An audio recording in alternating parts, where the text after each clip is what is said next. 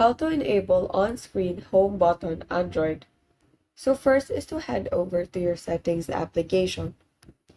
Once you're in settings, scroll down until you find accessibility.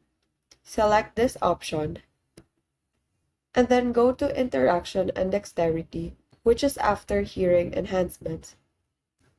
So once you're in interaction and dexterity, you will see this option, assistant menu, which says show a menu of easy-to-reach buttons that let you replace hard keys, gestures, and other common interactions.